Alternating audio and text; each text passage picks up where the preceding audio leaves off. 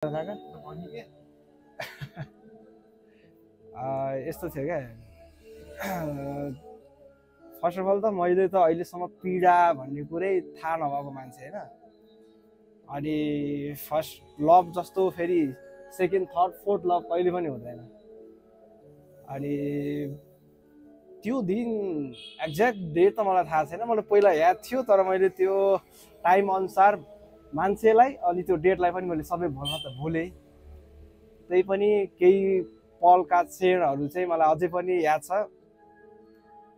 कलेजबाट आउने मेरो 2 बजेतिर छुट्टी हुन्थ्यो कलेजबाट आए हामी त्यतिखेर हल्का भन्दा पनि लगभग 3 वर्षको रिलेसन थियो होला 3 वर्षको रिलेसन भए सँगसँगै पनि कहिले बेलामा ब्लग अनब्लग बोल्दै नबोल्दै ऊ मेरो कास्टसँग म्याचवाला थिएन इन्टर कास्टवाला केटी थियो हामी लगभग 4 बजेसम्म हामी बोलिरहेको थियौँ होला 2 बजे मेरो कलेज छुट्टी भएर म घर आइपुग्दाखेरि 3 साढे 3 हुन्थ्यो होला अनि म 4 बजेतिर आइपुग्दासम्म हामी मस्त बोलिरहेको थियौँ फेरि मेरो कलेजबाट आएर आफ्नो काम कलेजको होमवर्क प्रोजेक्टहरू सबै एसाइनमेन्टहरू सबै कम्प्लिट गरेर अनि म पसलमा बसिरहेको थिएँ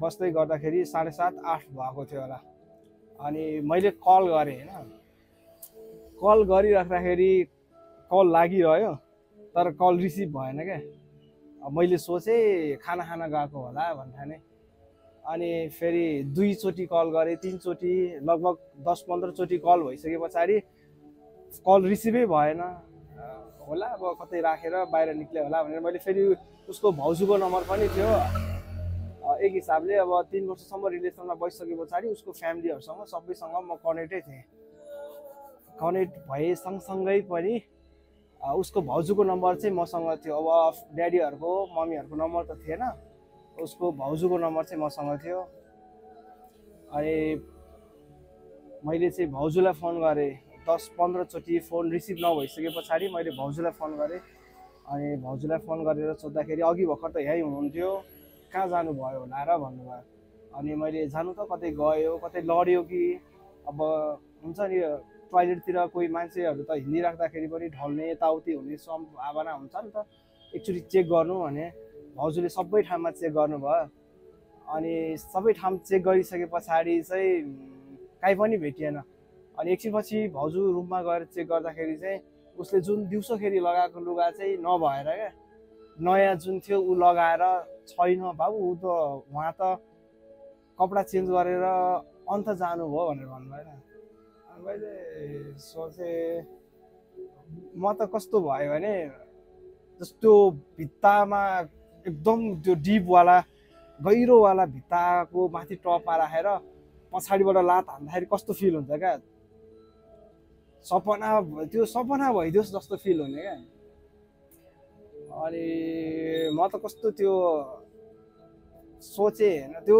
कसैले क्या नि मैले भाइलाई भन्दाखेरि भाइहरू दङ्ग भएर क्या ल गएको पहिला गएको हो भाउजूले डाइरेक्ट ताले चाहिँ पहिल्यै गयो भने चाहिँ भन्नु भएन जे भयो नि भन्न चाहिँ भन्नुभएको थियो अब नानी हिँडिसक्नु भएको जस्तो छ तपाईँ भाटामा आएको हो कि भनेर भन्नुभयो म भाटा कसरी आउँछ म भाटामा आएको भए त म थोरै कल गर्थेँ त मैले कल ट्राई गरेँ होइन कल ट्राई गरेँ मैले सोचिरहेको केटी साथीहरूतिर गएको नि त हुनसक्छ नि त अब घर फ्यामिलीमा झगडा गरेर केटी साथीहरूकोमा गयो कि भनेर मैले धेरै कल गरेँ कल गर्दा एकचोटि कल काटियो क्या फोन काटियो ल फोन काटिसके पछाडि चाहिँ अब चाहिँ यो मान्छे मसँग छैन ऊ मबाट आउटै भइसक्यो भन्ठाने त्यो रात म 1 घन्टा पनि सुतिनँ होला क्या मोबाइल चेक गरेँ क्या बिउजे चेक गरेँ न एकचोटि फोन गरेर म यहाँ छु मलाई लिन आउनु भन्छ कि भनेर क्या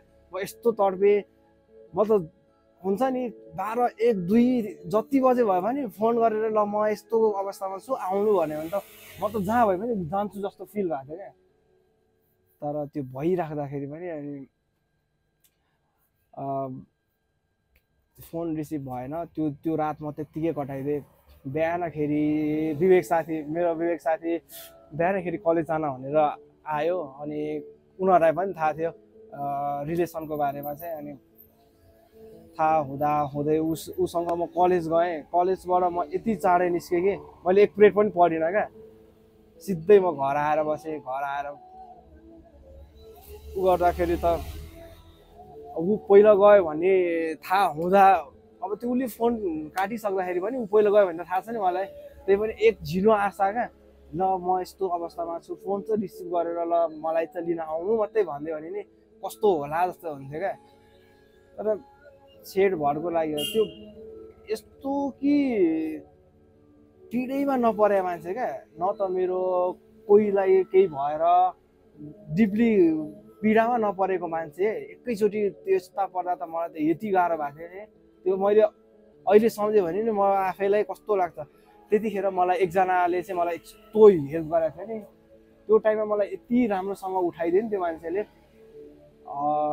अब नाम मैले लिए पनि नलिए पनि ऊ मेरो साथमा सर्टेन टाइम बस्यो। त्यसपछिबाट उसले आफैले मैले गर्दाखेरि होइन, ऊ आफैले गल्ती गरेर उसँग म आफै टाढा भएको। जे होस् अहिले जुन अवस्थामा भयो भने उसको लाइफ चाहिँ एकदम दामी होस् होइन।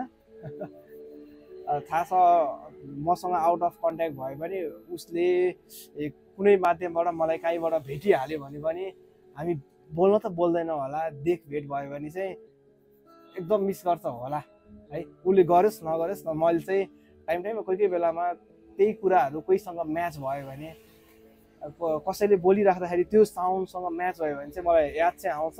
तर त्यस्तो पहिला जुन टाइम मलाई चाहिँ 1 मन्थ जति चाहिँ बब्बाले गाह्रो भएको थियो क्या। 1 मन्थलाई त मलाई त कि पुरा बरु होइन एकैचोटि सास गएको भए बरु सजिलो हुन्थ्यो होला जस्तो फिल क्या भएको थियो।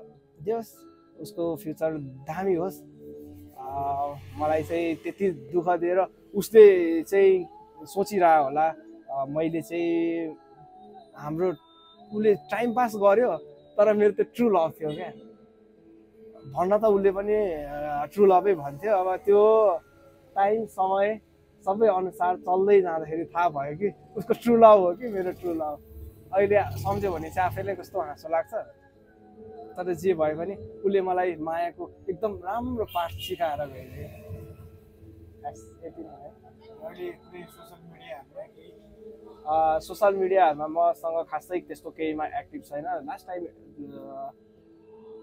एउटा के अरे मेसेज आएको थियो थोरै सर्टेन टाइम उसको भाउजूसँग आइडी एड हुँदाखेरि चाहिँ म भाउजूसँग हुँदाखेरि चाहिँ त्यो लाइभमा चाहिँ देखाएको थिएँ क्या, टिकटक लाइभमा देखाएको थिएँ। होला उसको फ्युचर उसको राम्रै होला भन्छु। राम्रो छ नराम्रो छ उसलाई थाहा होला। तर जे भयो नि हाम्रो वेबाट चाहिँ मलाई नराम्रो गरेर गए पनि उसको लाइफ चाहिँ राम्रै होस्। तिमी हामी भनेपछि कस्तो हुन्छ भने मनमा जुनले ठेस पुऱ्याएर गए पनि उसको भविष्य राम्रो होस्। अब कुनै बेलामा हामीलाई पाठ सिकाएर गयो, हामीलाई खेलौना बनाएर गयो, त्यो सर्टेन टाइम थियो। त्यसपछि त्यो समय हामीलाई पार गर्नलाई केही समय गाह्रै भएको। किनभने कुनै पनि व्यक्तिलाई एउटा कुकुर त घरमा पालिएर 1 महिना 2 महिना 5 महिना 1 वर्ष बस्दा त्यो कुनै कारणवश कतै हराउँदा कतै मृत्यु हुँदा हामी त कति रुन्छौँ भने अब झन् अब फ्युचर प्लानिङै भइसकेको हुन्छ। मायामा एकदम डिपली बसिसकेपछि चाहिँ अब फ्युचर प्लानिङै भइसकेको अवस्थामा त्यसरी छोडेर जाँदा त एकदम विक्षिप्त त पक्कै पनि मान्छे छुइहाल्छ। अब तिमीले भनि नै हाल्यो शब्दमा जहाँ छन् जे गर्दैछन् राम्रै होस् होइन, कसैको नराम्रो सुन्न नपरोस् होइन। अब फिलिङसँग खेल्यो गयो त्यस्तै थियो भने त बिचमा मेरो यस्तो छ भनेर भनिदिएको भए पनि अलिकति ब्याकवर्ड हटेर चाहिँ ल त्यो गएछ भनिन्छ। यस्तो अब बिहानसम्म मजाले आरामले बोल्दै गरेको व्यक्ति बेलुका नहुने अरूसँगै गएको भनेर छेड त्यो हामीले बुझ्दा पनि त त्यो नराम्रो लाग्छ नि त। त्यो झगडा परेर तपाईँको 2-3 दिन नबोलेको भए त त्यो म अर्कै पाटो लाग्थ्यो होला क्या। बोलेको राम्रोसँग बोलिरहेछ क्या, बोल्दा बोल्दै निक्ल्यो भने त्यो कस्तो चाहिँ होला क्या। त्यो कहाँसम्म अनि त्यो इमेजिनेसन गर्न नसकिने क्या। फिल्ममा क्यारेक्टरमा घुसेर खुत्त बाहिर निस्के जस्तो क्या। मैले यो भनिराख्दाखेरि यो जो उहाँ व्यक्ति हो उहाँलाई थाहा होला कि त मलाई थाहा छ, मेरो फ्यामिलीलाई उहाँको फ्यामिलीलाई थाहा छ। तर अरूलाई चाहिँ यो मैले स्क्रिप्टेड जस्तो लाग्छ क्या। ढुक्क हो स्क्रिप्टेड जस्तै लाग्छ नि त। भन्दै गर्दा नै अँ। सकियो जस्तो लाग्यो नि। अब बिहानसम्म बोल्दै भोलि गरेको व्यक्ति बेलुका अरूसँगै गफ गएको भनेर त्यो त यस्तो छेड थियो नि, यस्तो छेड थियो नि, त्यो इमेजिनेसनै गरेको थिएन क्या। ल यस्तो होला र मान्छेको ब्रेकअप हुन्छ कसरी भने 2-4 हप्ता नबोलेर उसको साइडमा अर्को पार्टनर आएर हुनसक्छ क्या। झगडा गरेर निक्लिनु भनेको छुट्टै कुरा हो, तर म बोलिराख्दाखेरि छुट्टिँदाखेरि त होला उसले त उसको पार्टनर पायो, ऊ त रमायो होला, तर मलाई त्यो क्षण कति गाह्रो भयो होला क्या। बाइचान्स मसँग अर्को बोल्ने साथी भइदिए म त्योसँग क्याजुअल भएर त्योसँग के म एट्र्याक्ट भएर बसिरहेको हुन्थेँ होला। त्यो गयो भने म अर्कोसँग बोल्छु भन्ने हुन्थ्यो नि त। कोही छैन क्या, ल कोही पनि नभएको जस्तो एकदम क्या है, घरभरि सबैजना हुँदा पनि कोही नभए जस्तो फिल हुने क्या मलाई एक्लै। अब जहाँ छन् खुसी छन्, राम्रै भयो होला, बालबच्चा भयो होला, जिन्दगानी चिल्मी चल्दै होला। त्यो नचले पनि हामीले देख्दा राम्रै होस्, सोच्दा राम्रै होस्। अब पछि गएर बाइचान्स मैले भेटिहाल्दा पनि उसको फ्यामिलीसँग ऊ रमाएको देख्न पाऊँ, एकदम खुसी भएर बसेको देख्न पाऊँ, त्यही हो हामीलाई त के छ र। यति भनिराख्दाखेरि अब सर्टेन टाइम पछाडि म पनि बिहा गर्दैछु, उसले मेरो बिहाको भिडियो यताउति पनि हेर्दा अब उसले पनि रिग्रेट गर्ला नगर्ला त्यो उसको पाटोको कुरा हो। तर रिग्रेट चाहिँ कस्तो बेलामा हुन्छ भने ऊ धनी व्यक्तिसँग गएर उसले लाइफ चेन्ज गरेर तिमीलाई बिर्स्यो भने उसले रिग्रेट पक्कै पनि हुँदैन। तर रिग्रेट चाहिँ हुँदैन होला, किनभने तिमीलाई स्क्रिप्टमा राखेर एउटा नायक बनायो तिम्रो ठाउँमा, तर उनी भिलेन बनेर अरूसँग जाँदै गर्दा पनि ऊ अरूको लागि त प्रिन्सेसै थियो, नायकै थियो। एकदम एकदम त्यो अवस्थामा गई अब जाँचिन राम्रै गरिदियो होला। तर कुनै पनि सर्टेन बेलामा नराम्रो भइरह्यो भने पक्कै पनि तिमीलाई सम्झेर 2-4 थोपा आफू चाहिँ झारी छिने। यसरी तिमीले भनिरहँदा सन्दर्भमा एकदम क्या डिपली वाला। ठिक छ, खुसी भएको सुनिराखेका छौँ कि सुन्न पाउने छौँ।